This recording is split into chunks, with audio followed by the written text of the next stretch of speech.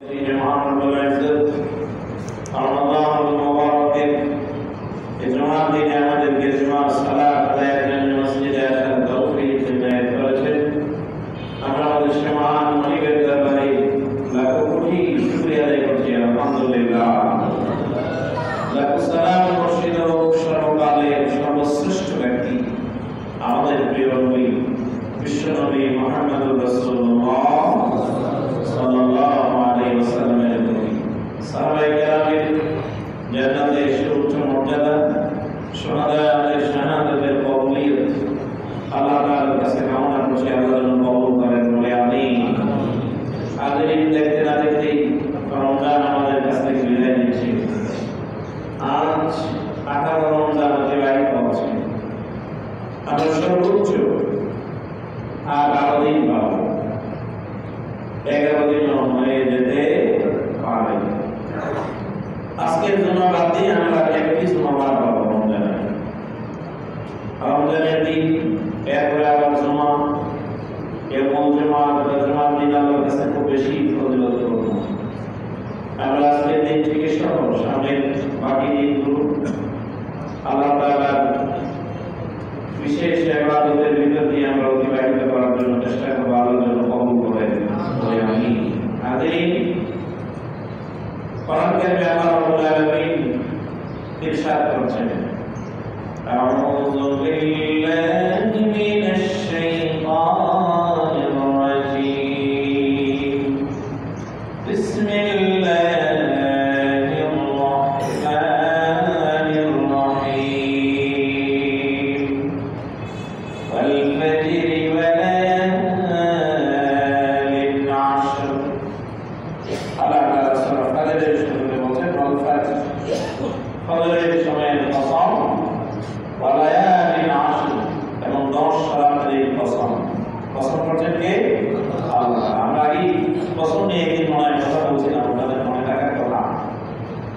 আল্লাহ তো পছন্দ করবেন তার সৃষ্টি নিয়ে, আর আমরা আল্লাহর সৃষ্টি, দিনও আল্লাহর সৃষ্টি, আল্লাহ ছাড়া যা আছে সব আল্লাহর সৃষ্টি।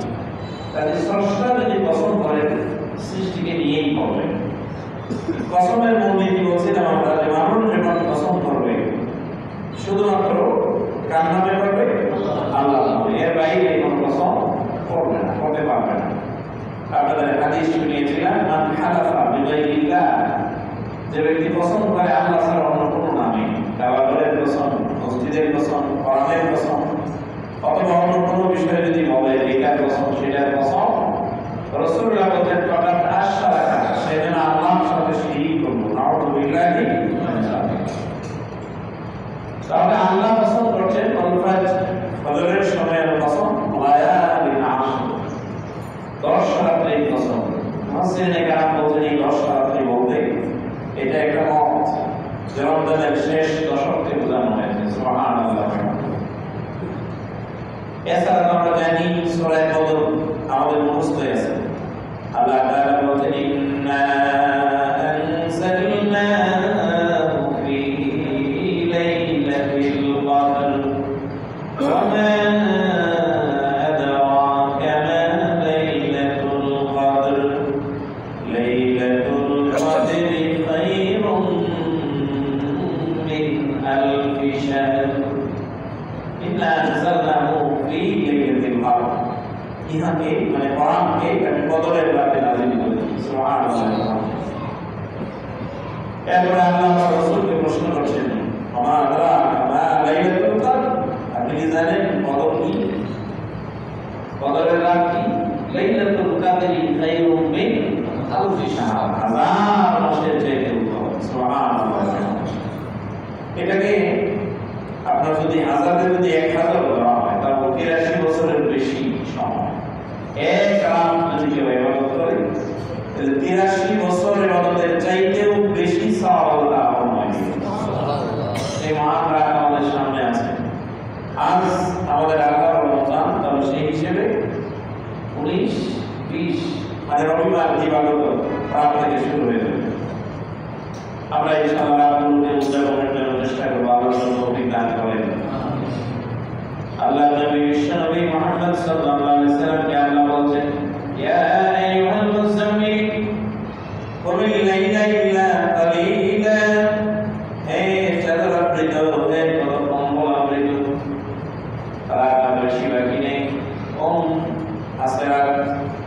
জেগে যাও, উঠে যাও, দেখো দাও ইসলামু আমিন মুসলিমু কালিলা, রাতের অর্ধেক ইবাদত করো অথবা তার চাইতে একটু কম করো, আও সিদা আলাইহি অথবা একটু বাড়াও, অরতিল কোরআন তারতিলা, কোরআন তেলাওয়াত করো তারতিলের সাথে। আল্লাহ তাআলা রাসূলকে বলেন, বিশ্বনবী আল্লাহর নবী মুহাম্মদ সাল্লাল্লাহু আলাইহি সাল্লাম সারা রাত জেগে ইবাদত করেছেন। রমজানের শেষ দশক ছাড়া রমজান ছাড়া এমনটা কম। আপনাদের মনে থাকার কথা, রাসূলুল্লাহর সামনে ঘরের পাশে দুইজন লোক আল্লাহর নবীর ঘরের পাশে পরস্পর কথা বলছে। একজন বলছে, আমি যে এখন বাড়ি যাব, যে রোজা শুরু করব আর রোজা ভাঙবো, লাগাতার রোজা রেখে যাব। আরেকজন বলছেন, আমি এখন থেকে রাত জাগা শুরু করব, আল্লাহর ইবাদত করব, রাতে আমি একটু ঘুমাবো না। রাসূলুল্লাহ তাআলার কথা শুনে ঘর থেকে বের হয়ে বললেন, কে বলছো রোজা রাখা শুরু করবে আর ভাঙবে না? অথচ আমি রোজা রাখি এবং রোজা ভাঙি, লাগাতার রোজা আমি রাখি না। তবে যখন লাগাতার রোজা রাখি, সওমে সাল ইউতিমুনি রাব্বি ওয়া ইয়াসকিন, আমার রব আমাকে খাওয়ান এবং পান করান। সুবহানাল্লাহ। লাগাতার রোজা, সওমে সাল, মাসের পর মাস রোজা রাখা, এটা রাসূলের জন্য ছিল খাস। কোন উম্মত এই কাজ করুক, এটা রাসূলুল্লাহ চান। তাদেরকে ডাকলেন, বললেন যে না, তোমাদের এই কাজ পছন্দনীয় না। আবার একজন বলছে যে আমি এখন যাই যে রাত জাগা শুরু করবো, ইবাদত রাত জাগা জাগবো, ইবাদত করবো। রাসূলুল্লাহ সাল্লাল্লাহু আলাইহি ওয়াসাল্লাম বলেন, না, এটা তোমার জন্য সুন্দর নয়। আমি রাতও জাগি আবার ঘুমাই, এটা ছিল রাসূলুল্লাহ সুন্নাহ। রাতের এক অংশে ইবাদত, আরেক অংশে ঘুম। তবে শুধুমাত্র রমজানের শেষ দশক ছাড়া আল্লাহর নবী বিশ্বনবী মুহাম্মদ সাল্লাল্লাহু আলাইহি ওয়াসাল্লামের সহধর্মিণী উম্মুল মুমিনিন হযরত আয়েশা রাদিয়াল্লাহু আনহা থেকে বর্ণিত, তিনি বলেন, عن عائشة رضي الله تعالى عنها كان رسول الله صلى الله عليه وسلم إذا دخل عشر الأواخر رمضان أحيا وأيقظ أهله وجد وشد المنزل। রমজানের শেষ 10 যখন আসতো, শেষ 10 দিন যখন আসতো, রাসূলুল্লাহ সাল্লাল্লাহু আলাইহি সাল্লাম সারা রাত জাগ্রত থাকতেন। ওয়াইকাযা আহলাহু, পরিবার পরিজনকেও ঘুমাইতে দিতেন না, তাদেরকেও জাগায় দিতেন। রমজানের শেষ দশকে রাসূল সাল্লাল্লাহু আলাইহি সাল্লাম ঘুমাতেন না রাতে। ঘুমটা প্রয়োজন, তিনি ঘুমাতেন। কারণ রমজানের শেষ দশকের যে কোনো বেজুর রাতেই কি আছে? লাইলাতুল কদর আছে। লাইলাতুল কদর যে হারিয়ে গেল, ফাকাদ হারুমাল খায়রু কুল্লুহু, সমস্ত কল্যাণ থেকে বঞ্চিত হয়ে গেল। ও ভাই, 83 বছর লাগাতার আপনি নামাজ পড়বেন, রোজা রাখবেন, ইবাদত করবেন, এটা কোনো অবস্থাতেই সম্ভব নয়। কখনো আপনি পারবেন না। রাসূলুল্লাহর সামনে যখন আলোচনা করা হলো ওইসব ব্যক্তিদের হাজার হাজার বছর হায়াত যারা পেয়েছে, 2000 বছর, 3000 বছর, তাদের ভিতরে একজন ছিলেন এমন,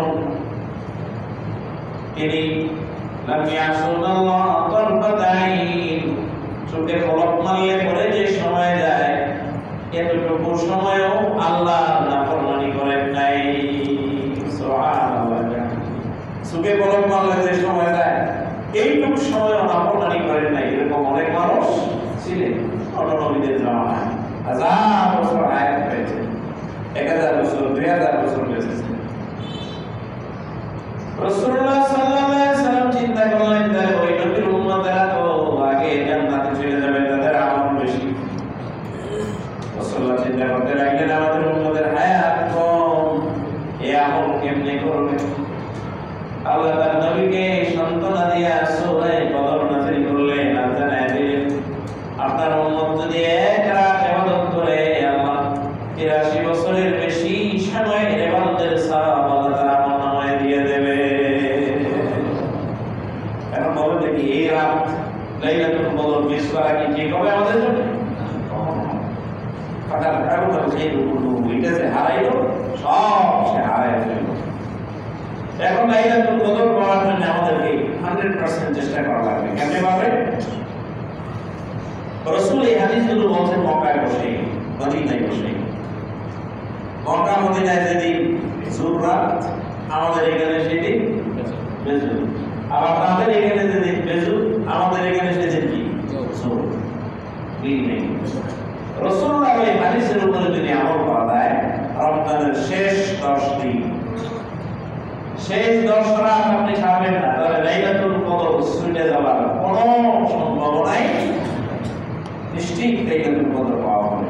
মাত্র 10টা দিন, 10টা রাত আমরা যদি চেষ্টা করি। রাসূলুল্লাহ সাল্লাল্লাহু আলাইহি ওয়াসাল্লাম ঘুমাতেন না শেষ 10 দিন। আল্লাহ নবী শুধু বেজুর তালাশ করেন নাই, শুধু বেজুর রাতে রাসূলুল্লাহ জাগেন নাই। রাসূল যে উম্মতের জন্য আদর্শ। হযরত আয়েশা রাদিয়াল্লাহু আনহা বলেন, আল্লাহ নবী নিজে রমজানের শেষ দশকে ইবাদত করতেন, জাগরত থাকতেন, জাগরত থাকতেন, ঘুমাইতেন না, তার পরিবার পরিজনকে জাগায় দিতেন, তাদেরকেও ঘুমাইতে দিতেন না। আমরাও ইবাদত করব, আমাদের পরিবার পরিজনকেও জাগানোর জন্য চেষ্টা করব। আল্লাহ যেন কবুল করেন, বলে আমিন। আল্লাহ নবী বলেন, মান কামা লাইলাতুল কদরি ঈমানান ওয়া ইহতিসাবান গুফিরা লাহু মা তাকাদ্দামা মিন যানবি। লাইলাতুল কদরের রাতে কেউ যদি ঈমানের সাথে ইহতিসাবের নিয়তে যদি দাঁড়ায় যায়, আল্লাহ তাআলা ওই রাতে ওই ব্যক্তির জীবনের সব গুনাহগুলো মাফ করে দেবে। আল্লাহ নবী বিশ্বনবী মুহাম্মদ সাল্লাল্লাহু আলাইহি ওয়াসাল্লাম এই লাইলাতুল কদরের ফজিলতের ব্যাপারে আর অনেক হাদিস তিনি বর্ণনা করেছেন। তবে সবচেয়ে ভালো হয় কদর পাওয়া যাবে, কদর মিস হবে না যদি আপনি ঘুমায় থাকেন, তা উপায় দেবেন। সেটা হলো ইতিকাফ যদি করা যায়। এই ইতিকাফের ফজিলত অনেক, গুরুত্ব অনেক। আর আয়েশা রাদিয়াল্লাহু তাআলা আনহা أنها قالت قال النبي صلى الله عليه وسلم أنها قالت أن النبي صلى الله عليه وسلم كان يعتكف العشر الأواخر من رمضان حتى توفاه الله. الله النبي রমজানের শেষ 10 দিন মসজিদে ইতিকাফ করতেন। এই যে রমজান ফরজ হওয়ার পর থেকে রাসূল ইতিকাফ শুরু করেছেন, হাত্তা তাওয়াফাহুল্লাহ, আল্লাহ তার রাসূলকে ইন্তেকালের আগ পর্যন্ত তিনি ইতিকাফ করেছেন প্রতি বছর। সুবহানাল্লাহ বলবেন না? তাহলে রাসূল ইতিকাফ করেছেন প্রতি বছর। 8ম হিজরিতে মক্কা বিজয়ের বছরে শুধু তিনি ইতিকাফ করতে পারেন নাই, পরের বছর অর্থাৎ রাসূলের ইন্তেকালের আগের বছরে তিনি 20 দিন ইতিকাফ করেছেন। তার মানে ধরে নেওয়া যায় গত বছরে যে রাসূল ছিল ওটা তিনি একবারে আদায় করে দিয়েছেন। ইন্তেকালের আগ পর্যন্ত তিনি ইতিকাফ মিস করেন নাই, প্রতি বছর ইতিকাফ করেছেন। কে তিনি? রাষ্ট্রপ্রধান একদিক থেকে, আমার প্রধান সেনাপতি, আমার প্রধান বিচারপতি, আবার 9 জন স্বামীর হাজবেন্ড, 9টা পরিবারের প্রধান। এখন আপনি বলেন যে কি ব্যস্ততা, আমাদের চাইতে কম না বেশি? কিছু বেশি নাকি বেশি বেশি? রাষ্ট্রপ্রধান এটাই তো একজনের পোস্ট, প্রধান বিচারপতি এটা আরেকজনের, এরপরে প্রধান সেনাপতি এটা আরেকজন। একাধারে তিনি রাষ্ট্রপ্রধান, প্রধান সেনাপতি, প্রধান বিচারপতি। এরপরে আবার আমাদের তো সংসার মাশাআল্লাহ একটাই বেশি, 2 সংসার নেই, খুব কম মানুষেরই আছে। 2-3 সাইডে যার আছে আপনি কাছে থাকলে বুঝবেন এটা যে কি জিনিস। কঠিন মেনটেন করা, বহু কঠিন।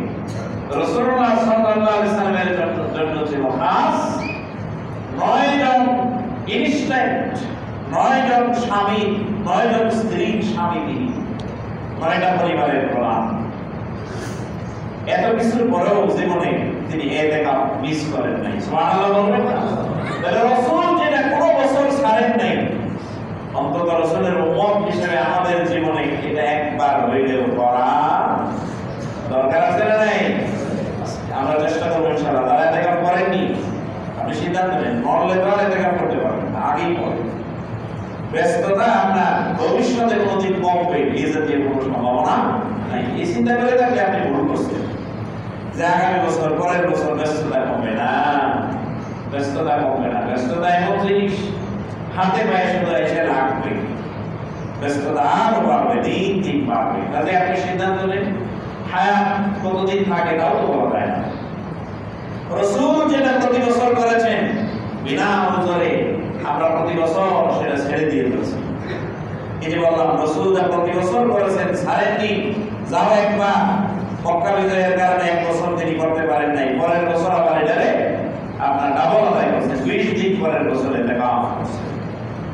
আমাদের চেয়ে বেশি ব্যস্ত। একদিনে আল্লাহর নবী সমস্ত মানুষের জিম্মাদারিটা আরম্ভ, আবার প্রধান বিচারপতি, আবার প্রধান সেনাপতি, আবার রাষ্ট্রপ্রধান, এরপরে 9 সংসারে আপনার প্রধান কর্তা, 9 জন স্ত্রীর স্বামী, তিনি ইতিকাফ করেছেন প্রতি বছর। আমাদের উপর দরকার, আল্লাহ আমাদেরকে এবার তৌফিক দান করেন, বলেন আমিন। তাহলে ইতিকাফ যদি কেউ করতে চান তিনি বসবেন হচ্ছে আজকে 18, 19, 20 মানে রবিবার দিন সূর্য অস্ত যাওয়ার আগে তাকে মসজিদে প্রবেশ করতে হবে। রবিবার সূর্য অস্ত যাওয়ার আগে মসজিদে প্রবেশ করতে হবে। আল্লাহ যেন তৌফিক দান করেন।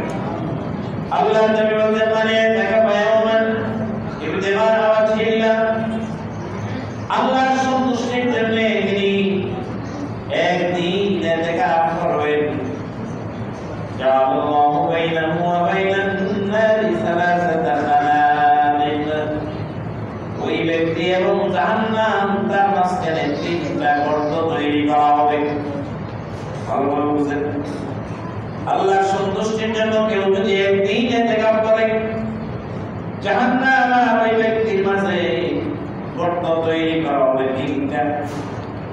আল্লাহর নবী বলেন প্রতিটা গর্তের দূরত্ব হলো কামা বাইনাল মাশরিকি ওয়াল মাগরিব, পূর্ব দিগন্ত থেকে পশ্চিম দিগন্ত পর্যন্ত।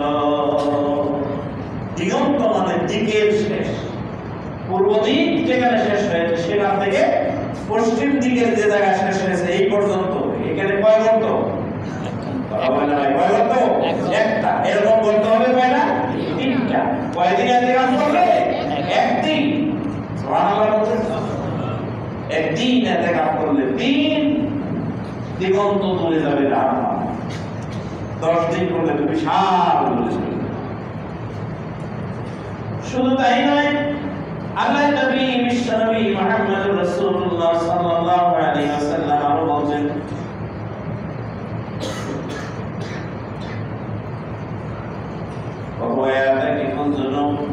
যিনি ইতিকাফ করবেন তিনি গুনাহ থেকে মুক্ত থাকবেন। এরপর ওয়ায়ুজি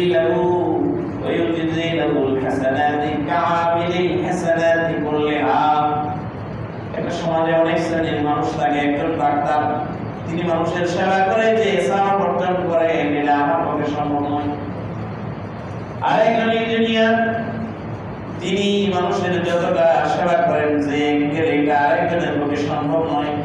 একজন সমাজ সেবক তিনি দরবার করে মানুষের বিবাদ মিটায় দেন, তিনি যে সওয়াব অর্জন করেন এটা আরেকজনের পক্ষে সম্ভব নয়।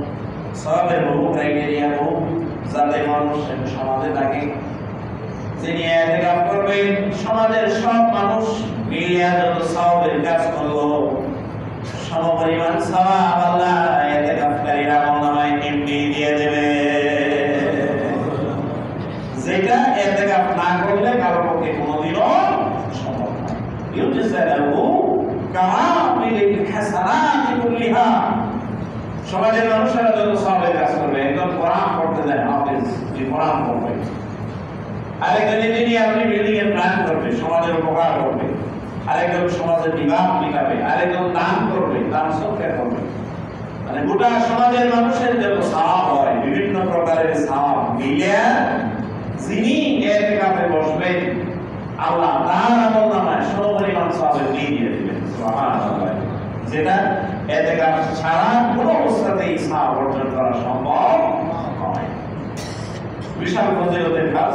এজন্য রাসূল করিম সাল্লাল্লাহু আলাইহি সাল্লাম প্রতি বছর তিনি ইতিকাফ করেছেন।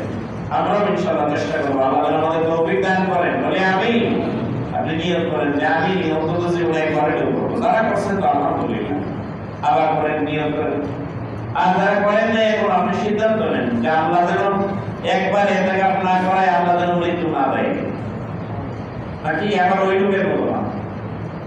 ওমর রাদিয়াল্লাহু আনহুর কাছে সম্ভবত ওমর রাদিয়াল্লাহু আনহু বলছে সে আসামি, আপনার মৃত্যুদণ্ডের আসামি। রাসূল সাল্লাল্লাহু আলাইহি ওয়াসাল্লামের কাছে বলছে যে ইয়া রাসূলুল্লাহ, আমি একটু পানি পান করতে চাই। ঠিক আছে, পানি পান করো। যেন আপনি ওয়াদা দেন যে পানি পান না করা পর্যন্ত, এই পানিটা পান না করা পর্যন্ত আপনি আমাকে মারবেন। বলে গেছে রাসূল, এটাকে ওমর রাদিয়াল্লাহু আনহু সাথে এই ঘটনা। উনি বলছেন ঠিক আছে, এই পানি পান না করা পর্যন্ত তোমাকে মারবো না। কখনো কি হুট করে পানিটা ফেলে দেবে? বলছে মুমিন কখনো তার ওয়াদা খেলাফ করে না। পানি ফেলাই দিছে, এখন যে পানি ফেলাই দিছে বাড়ির মধ্যে, ওই পানি কি তার পক্ষে আর পান করা সম্ভব? সম্ভব নাকি? সম্ভব না। সে বলছে এই পানিটা পান না করা পর্যন্ত আপনি আমাকে মারবেন না, ওয়াদা দেন। এখন পানি বাড়িতে ফেলে দিছে, দিয়ে বলছে যে এখন তো আর পান করা সম্ভব না, মুমিন তার ওয়াদার খেলাফ করে না, এখন মারবেন কেন? এরপরে তিনি বলেন যে ঠিক আছে, যা আল্লাহ রাসূল তোমাকে মাফ করে দেবেন। সুবহানাল্লাহ বলবেন না? আল্লাহ তার চাইতে আরো বেশি ক্ষমাশীল। আল্লাহ যেন আমাদের ক্ষমা করেন। বলি আমি। এখন আপনি নিয়ত করবেন যে আল্লাহ ইতিকাফ না করায় মৃত্যু দিও না, আর আপনি ইতিকাফ করলেন না, আর খালি যাইতেছেন না। তার মানে আল্লাহ আপনাকে কেমন পর্যন্ত হায়াত দিব, বিষয়টা আসলে এরকম নয়। কাজেই হায়াত থাকতে আপনি সিদ্ধান্ত নেন যে আপনি রাসূল যে কাজটা প্রতি বছর করেছেন, যিনি ছাড়েননি, সেটা অন্তত আমাদের একবার হইলেও করা দরকার।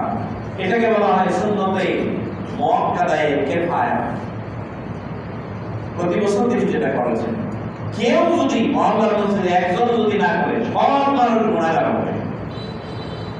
অন্তত একজন যদি করে, বাকিরা গুনাহ থেকে বেঁচে যাবে, সওয়াব পাবে উনি, ইতিকাফে বসেছেন যিনি। আপনারা দেখছেন অনেক সময় গ্রামের মসজিদে চুক্তি দিয়ে বসায়, টাকা দিয়ে, কয়েকজনে মিলে যে আমাদের তো কাজ, আমরা বসতে পারবো না, তাহলে এক কাজ করো, তোমার একজন গরিব মানুষ দেখে বসায় যে তোমার রোজের দাম যা হয় সব আমরা মিলে দিলে দিয়ে দিব। তাহলে টাকা পয়সা দেয়, 3000 টাকা দিয়ে দেয়, হ্যাঁ ইতিকাফের পয়সা দেয়। তো এটা তো আসলে ইতিকাফ আপনি চুক্তি দিয়ে কাউকে বসাবেন, টাকা দিয়ে ইবাদত করবেন, এটা ইবাদতের সাথে যায় না, এটা মানায় না। এটা আলহামদুলিল্লাহ আমাদের মসজিদগুলোতে আলহামদুলিল্লাহ অনেকেই ইতিকাফ, গত বছর আমাদের প্রায় 12 জন, 12 জন না 13 জন ইতিকাফ করছেন আমাদের মসজিদে, আলহামদুলিল্লাহ। এবার আলহামদুলিল্লাহ অনেকেই বলবেন, হ্যাঁ অনেকেই ইতিকাফ করেন, এটা বিশাল ফজিলতের। এজন্য আমরা নিয়ত করব আমাদের জীবনে অন্তত একবার হইলেও যেন আমরা ইতিকাফটা করতে পারি। ইতিকাফ হইলে নিশ্চিত আপনি তো 10 দিন আল্লাহর জন্য সময় দিয়ে দিয়েছেন। সবচেয়ে বড় ফজিলত কবরে যাওয়ার জন্য প্রস্তুতি তৈরি হবে, আত্মীয় স্বজন, তারপরে প্রতিবেশী, সবার থেকে দূরে। চাইলেও আপনি রেগুলার কথা বলতে পারবেন না, মসজিদের ভিতরে আপনি নিজেকে আবদ্ধ করে ফেলবেন। এখানে শুয়ে যদি বসে যদি কেউ ইবাদত নাও করে, সে যদি রাতের বেলায় ঘুমায়ও, তাও লাইলাতুল কদরের পড়া সওয়াব আল্লাহ তাকে দিয়ে দিবেন। কারণ উনি তো 10 দিনের জন্য আপনার লক্ষ্য করে দিয়ে দিয়েছেন আল্লাহর রাস্তায়। আমরা চেষ্টা করবো ইনশাআল্লাহ ইতিকাফ করার জন্য। আল্লাহ যেন আমাদেরকে কবুল করেন। বলে আমি প্রিয় ভাই আমার, তাহলে রাসূল করিম সাল্লাল্লাহু আলাইহি ওয়াসাল্লাম ইতিকাফ করেছেন, এটা বিশাল ফজিলত। আমরা ইনশাআল্লাহ এই ফজিলত থেকে বঞ্চিত হব না। একবার না একবার হলেও আমরা ইনশাআল্লাহ এই ফজিলত অর্জন করব। আল্লাহর নবী বিশ্বনবী মুহাম্মদুর রাসূলুল্লাহ সাল্লাল্লাহু আলাইহি ওয়াসাল্লাম এত ব্যস্ততার পরেও রাসূল ইতিকাফ করেছেন। উম্মতের জন্য এটা বিরাট বড় শিক্ষা।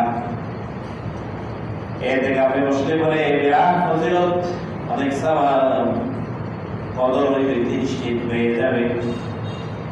এর বাইরে হলে কদর না পাওয়ার সম্ভাবনা থেকে যায়।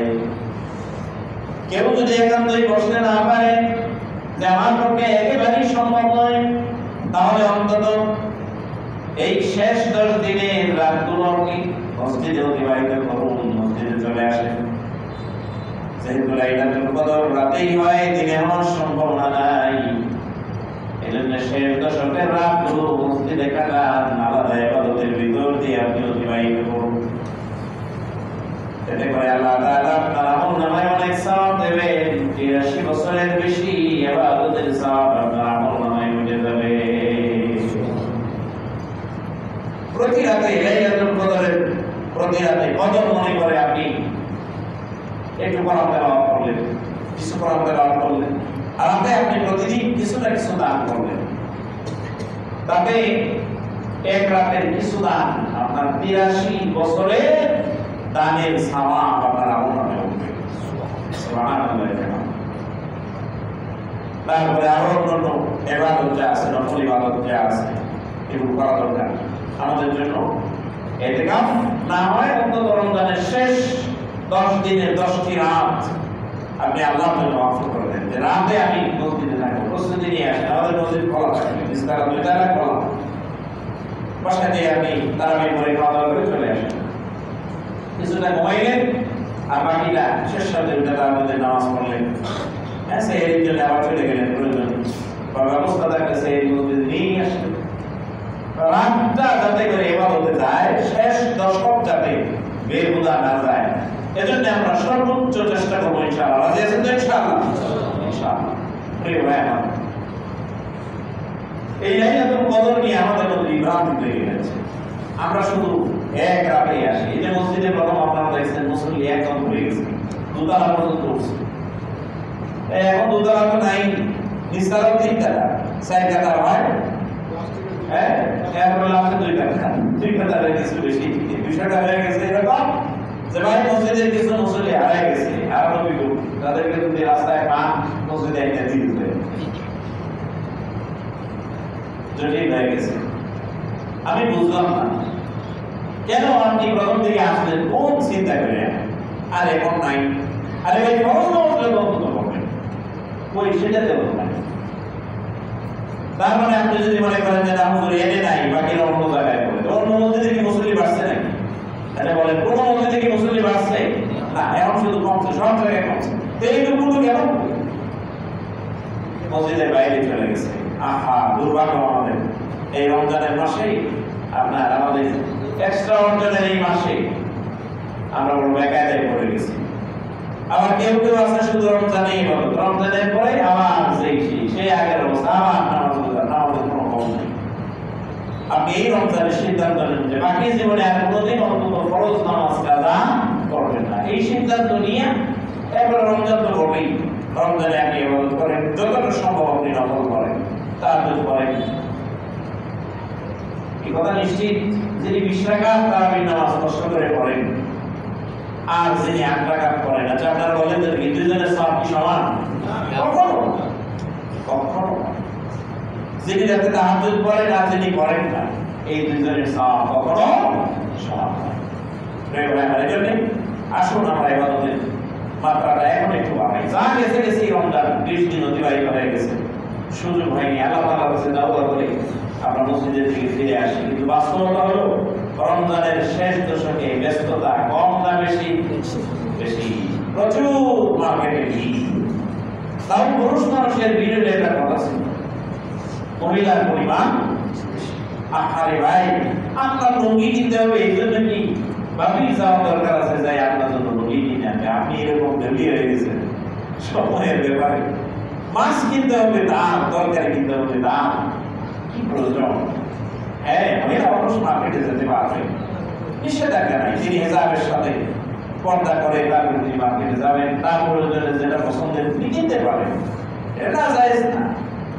তাই বলে যারা গেছেন আপনারা তো দেখছেন, আপনার বিশেষ করে গত হইতে আপনার হিসাব বেশি মাস, সে ছুটির দিনে শুক্রবার আপনি জোহরের পরে আগে আসরের কাছাকাছি সময়ে ওভার ব্রিজ দিয়ে উঠতে পারবেন না, 2-3 মিনিট দাঁড়িয়ে থাকতে হবে লাইনে, এরপর যাইবেন সিরিয়াল পাক।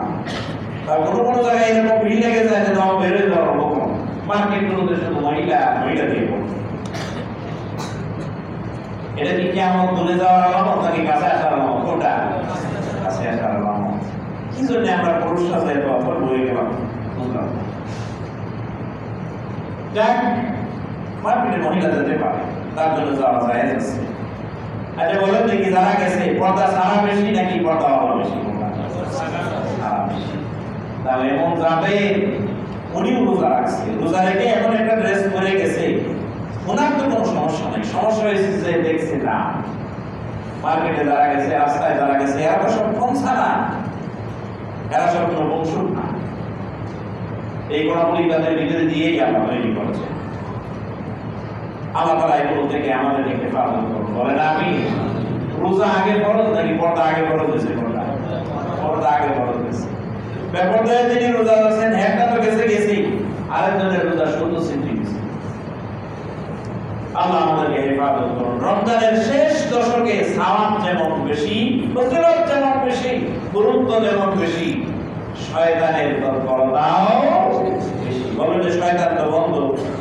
শয়তান তো দুই জাতে। সূরা নাসে আল্লাহ বলেন মিনাল জিন্নাতি ওয়ান নাস। ওটা যে ট্রেনিং দিয়ে রেখে গেছে, প্রক্রিয়া করে দিয়ে গেছে যে আমি না থাকলে এইভাবে যেন কোম্পানিটা চলে, সেটা চলছে এইভাবে। আমরা শয়তানের রাহ থেকে, শয়তানের কবল থেকে বেরিয়ে আসি। আল্লাহ যেন আমাদেরকে তৌফিক দান করেন। বলে আমি আমরা ইবাদত কেন্দ্রিক ব্যস্ততা বাড়াবো। রমজানের শেষ দশকটাকে মন প্রাণ দিয়ে আমরা উদযাপন করবো। শেষ দশকে আমরা ঘুমাবো না, এটা রাসূলুল্লাহ সুন্নাহ।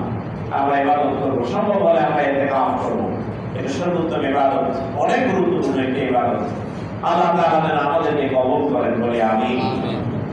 ইনশাআল্লাহ সাদকাতুল ফিতর নিয়ে আমরা অন্য একদিন কথা বলবো।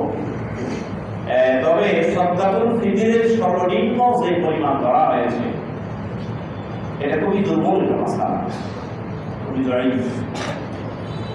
কিভাবে? রাসূলুল্লাহ সাল্লাল্লাহু আলাইহি ওয়াসাল্লামের যুগে সাদকাতুল ফিতর দেওয়া হতো এক সা।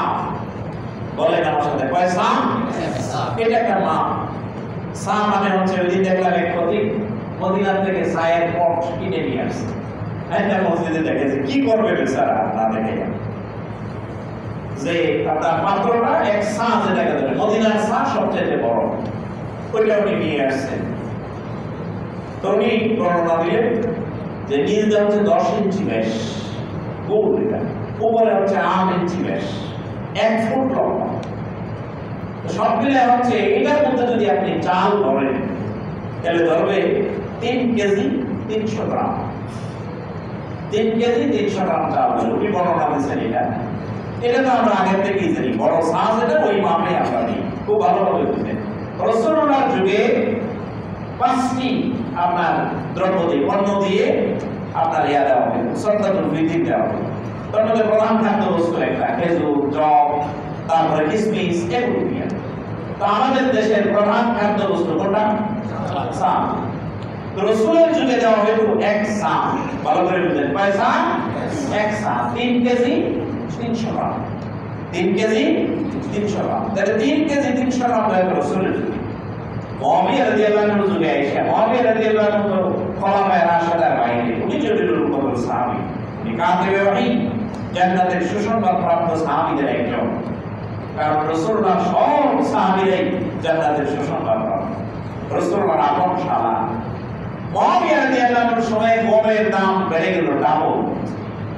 অন্যান্য যে পণ্যগুলো দিয়ে সাদকাতুল ফিতর আদায় করা যায়, কম হয়ে গেছে তার ডাবল দাম।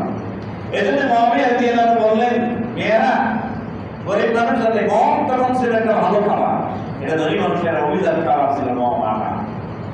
বলে যে গরিব মানুষ যাতে ভালো খাবার পায়, এজন্য প্রয়োজনে তোমরা অর্ধ সা দিয়া, যেহেতু এটা দাম ডাবল, অর্ধেক দিয়ে হলে তোমরা গম দিয়া সাদকাতুল ফিতর দাও, তাহলে গরিব মানুষ কিছু ভালো খাবার খাবে, পাবে।